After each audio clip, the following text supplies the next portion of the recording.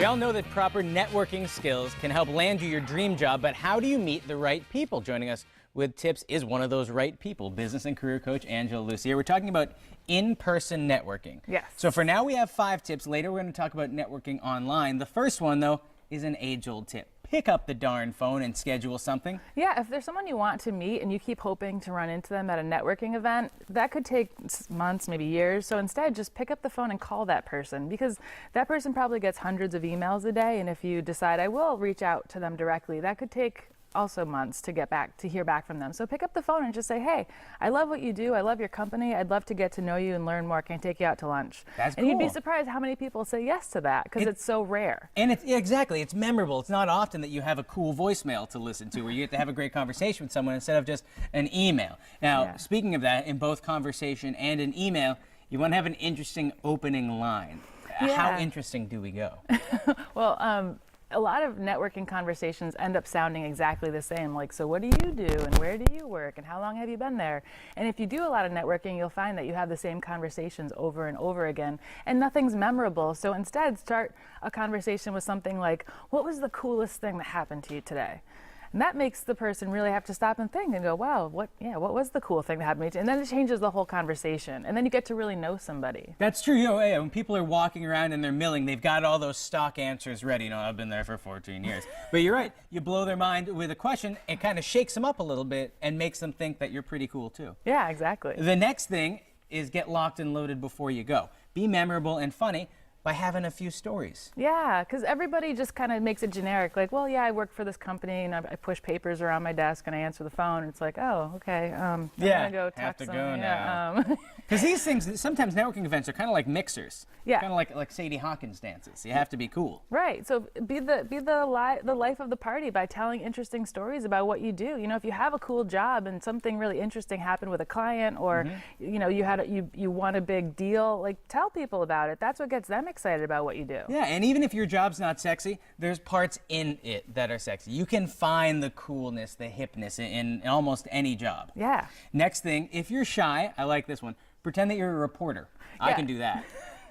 When I started networking, I was very shy, and I would go to events and I would stand near the cheese and crackers and just kind of like wait for people to come over and talk to me. Someone to dance with you. This is just like what you're describing, I think, is my middle school experience right now. Except this happened to me in my 20s. It's okay. That's okay. And so I just said to myself, I'm going to pretend that I'm a reporter. And I made up 5 questions that I could ask everybody I ran into. And then I could just kind of cycle through the questions and I wouldn't have to be so concerned about being social. I just had to remember the questions.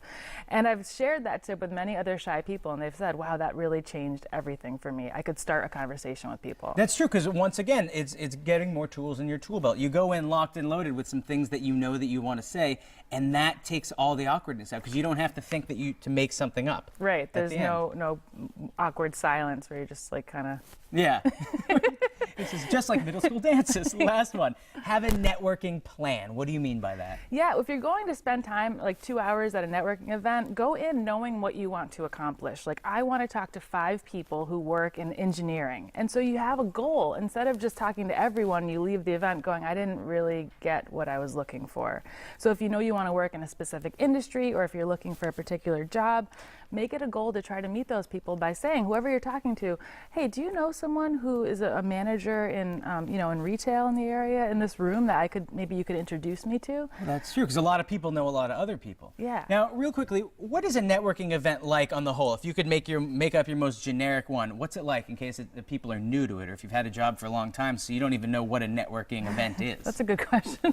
It's often just at a bar or a restaurant or at an event space where there's maybe 50 to 100 professionals, ranging in age and expertise, like 20s to 50s or 60s, and everyone just kind of gets together and has conversations. They just try to see if they can make connections and help each other. It's like a job fair, but it's more fun. Yeah, and it's a little more loose. Like, you can just kind of talk to anybody. You don't have to bring your resume. I like it, except for the whole awkward at a dance part. You always want to find someone to dance with at these events, proverbially. Thank you so much. Yes. But we're not done with you yet, because later in the show we're talking about networking, not in person but online. Also,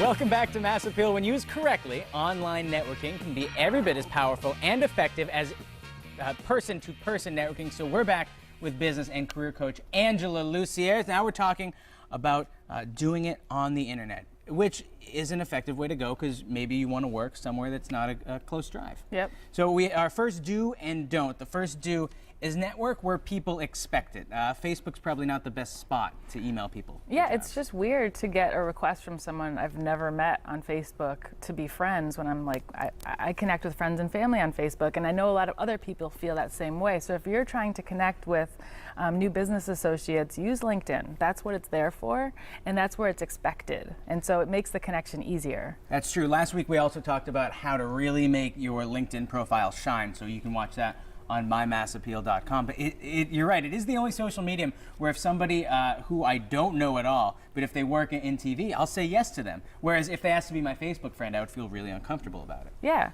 Your next tip is don't be generic. What do you mean by that? Well, if you're sending a connection request, say through LinkedIn, and you just send the I'd like to connect with you on LinkedIn message, the person receiving that, if they've never heard of you, might say, well, I don't know, there's nothing compelling about this. It looks like maybe they just sort of like spammed everybody that came up on their screen. Mm-hmm. But if you make the message specific to that person and you note something interesting in their profile, you have a much higher chance of them responding. So for example, if you wrote a book and I wrote you a message saying, hey, I saw that you wrote a book, it sounds really interesting, I'd love to purchase a copy and learn about how you did that, you'd probably be more apt to respond to me because I took the time to learn about you. And at the bare minimum, and we've discussed this before, don't to whom it may concern it. Don't even say hello, comma. Say hello, Bryce, comma. Yeah. Because you need to have as much closeness as you possibly can.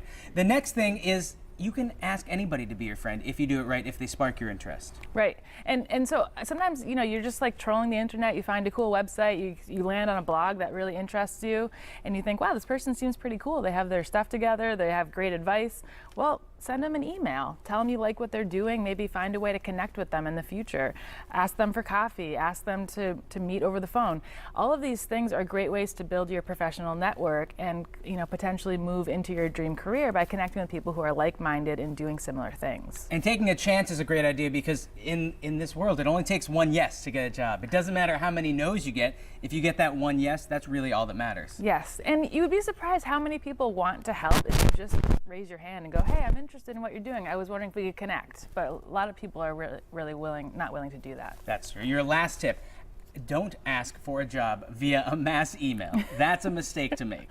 Yeah, and I've received many of these in past positions when I was working in HR. Someone who just sends an email to like 10, 20, 30 people going, hey, I just left my job. I'm looking for a new one. I'm attaching my resume. If you know of anything, please send it to me. It's like, no, what? It's not personal at all. I'm not your recruiter. It's not personal. It doesn't make me want to help you. It just feels like you're not doing any work. You're asking all of us to do the work for you, and you're asking us to, I don't know. That's true. No, it makes sense because it's your job, and the process of looking for a job, you need to take seriously and treat it like a job. So the harder you work, people will respond and appreciate as much as you work for it. Yeah. Last question for you. We were talking earlier about networking in person. How do people get started, depending on where you live? If you want to network, how do you do it? Well, first you should target the area you want to work. If you know you want to work in your town or within like a 10-mile radius of where you live, go to the Chamber of Commerce events within that radius and start asking people questions about where else they network and what kinds of events they would recommend. That's a great place to start because people within the chambers are often connected to a lot of other groups. And their websites are great places to start too because often they'll have those postings on there. Yeah. Angela, always a pleasure having you here. Thank you so much for Thanks. stopping by. And our Dream Job series continues next week. We're going to tell you the do's and don'ts of job searching, from the best sites to use to the right and the wrong ways to apply for a job. And still ahead,